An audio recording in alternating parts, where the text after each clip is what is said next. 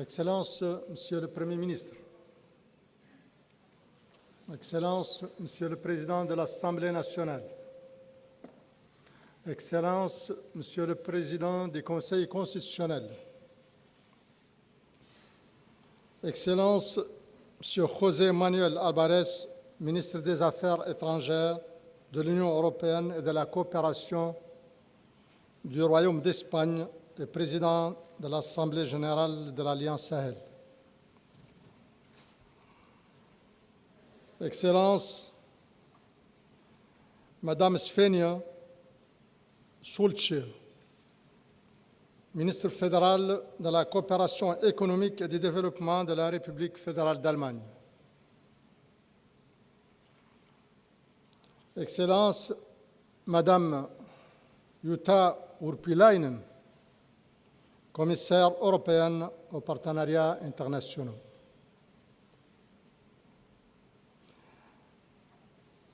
Excellences, Monsieur Ousmane Diagana, vice-président du groupe de la Banque mondiale pour l'Afrique de l'Ouest centrale et président du comité de pilotage opérationnel de l'Alliance Sahel. Excellences, Messieurs les ministres de tutelle du G5 Sahel, du Burkina Faso, du Niger, du Tchad et de la Mauritanie. Excellences, Mesdames et Messieurs les représentants des pays, organisations et institutions internationales, membres ou partenaires de l'Alliance Sahel. Excellences, Monsieur le secrétaire exécutif du G5 Sahel.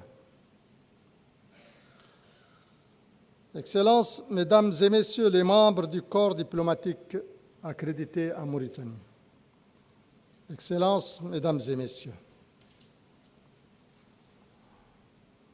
je voudrais tout d'abord vous souhaiter à toutes et à tous la bienvenue en République islamique de Mauritanie et vous adresser, au nom de tous les chefs d'État du G5 Sahel et à mon nom propre, mes sincères remerciements pour avoir, malgré vos multiples occupations, émus par votre souci de renforcer la dynamique partenariale autour du G5, tenu à prendre part aux travaux de cette 4e session de l'Assemblée générale de l'Alliance.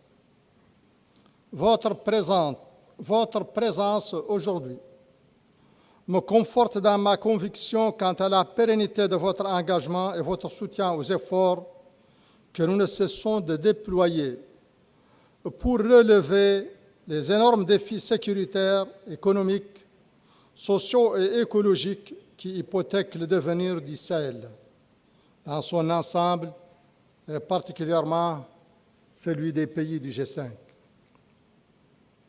Je voudrais également remercier son Excellence M. José Manuel Álvarez pour son excellent travail à la présidence de l'Assemblée générale de l'Alliance Sahel et souhaiter plein succès et réussite pour Madame Svenja Schulze, ministre fédérale de la coopération économique et du développement de la République fédérale d'Allemagne, dans sa nouvelle mission de présidente de l'Assemblée générale de l'Alliance.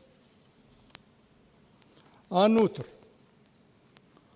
j'exprime ma profonde gratitude aux autorités espagnoles et allemandes, ainsi qu'à l'ensemble des pays et organisations membres ou partenaires de l'Alliance pour les efforts consentis afin de rendre possible la tenue de cette 4e session de l'Assemblée générale de l'Alliance.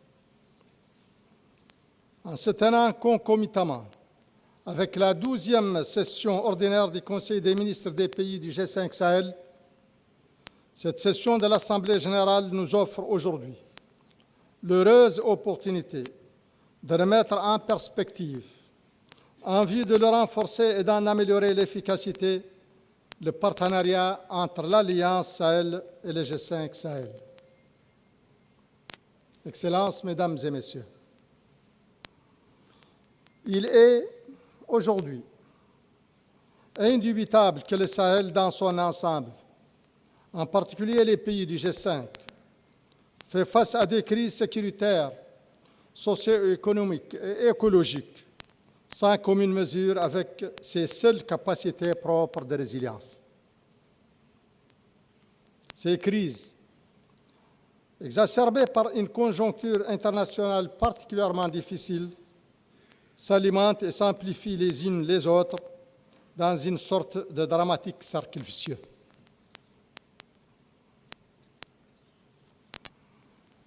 Et on ne peut espérer rompre ce cercle que par la mise en synergie des efforts, l'adoption d'une approche holistique et la mise en place d'une forte réponse collective, durablement appuyée par une solidarité agissante de la part de la communauté internationale. En effet, le défi sécuritaire que constituent le terrorisme et l'extrémisme violent n'est pas dissociable des vecteurs inhibiteurs du développement que sont la pauvreté, l'injustice sociale, la malgouvernance, les changements climatiques, l'absence de perspectives et les tensions sociales. C'est généralement à la confluence de ces vecteurs que la violence germe et prospère. Aussi, le G5 a très rapidement ciblé la mobilisation de partenaires autour de ses programmes de développement, de gouvernance, de résilience et de sécurité. Et c'est précisément la prise de considération de ces liens quasi organiques entre sécurité et développement qui constitue la clé de voûte de l'organisation du G5 Sahel. Excellences, Mesdames et Messieurs, en dépit d'un contexte régional et international plutôt défavorable, il est indéniable que le G5 Sahel a enregistré des acquis non négligeables, notamment le renforcement des canaux d'échange et de coordination entre les forces de défense et de sécurité nationale, la capitalisation par la force conjointe d'importants acquis en termes de formation, d'équipement et d'infrastructures, la mise en place des groupes d'action rapides de surveillance et d'intervention, les GARCI, ou encore sur le plan économique, la mise en œuvre d'un programme d'investissement prioritaire pour la période de 2019-2021 et l'adoption en cours d'un nouveau plan couvrant la période 2023-2025. Certes, de fâcheux et regrettables événements sont venus récemment perturber le fonctionnement de notre organisation et accentuer davantage la vulnérabilité de cette zone déjà très fragile. À titre illustratif, on pourrait citer, entre autres, le retrait malien du G5 Sahel, qui a subitement rompu la continuité géographique de notre espace et nous a privés, très momentanément, je l'espère, de l'apport précieux d'un pays frère et membre fondateur. Le retrait de la force Barkhane, le conflit armé au Soudan. Cependant, face à ces évolutions, les chefs d'État du G5 Sahel ont, le 20 février 2023, en N'Djamena, fortement réaffirmé leur ferme détermination à préserver et à renforcer le G5 Sahel, du fait de leur profonde conviction que la victoire contre le terrorisme et le sous-développement requiert impérativement la mutualisation des moyens et la mise en synergie des efforts. Cette détermination s'est clairement traduite dans la feuille de route de la présidence mauritanienne du G5 Sahel, qui se fixe comme objectif, entre autres, de renforcer les capacités des acteurs de défense et de sécurité, particulièrement la force conjointe réformée, dynamiser des structures liées à la sécurité abrités par les pays membres. Opérationnaliser le programme d'investissement prioritaire 2023-2025 et promouvoir les échanges économiques entre les pays du Sahel tout en travaillant à les mobiliser autour de projets structurants alignés sur la stratégie de développement et de sécurité. Œuvrer à redynamiser et à élargir le partenariat international en faveur du G5 Sahel.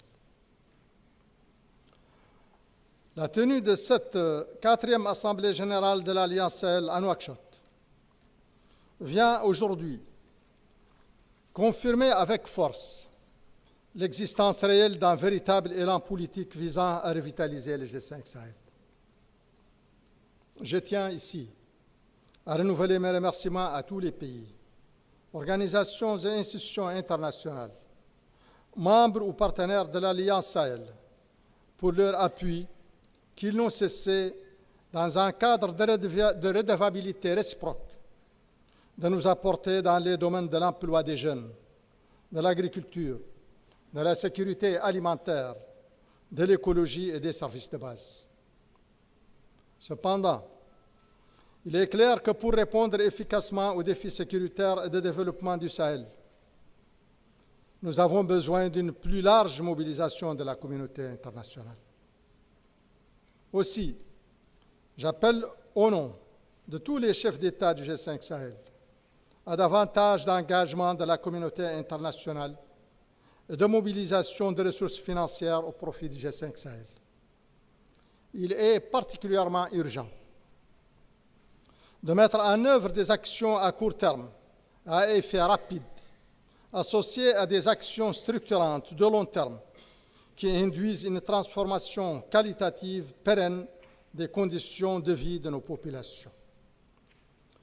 De trouver des solutions d'emploi décent pour les femmes et les jeunes en mettant en œuvre des activités génératrices de revenus au profit des populations les plus vulnérables.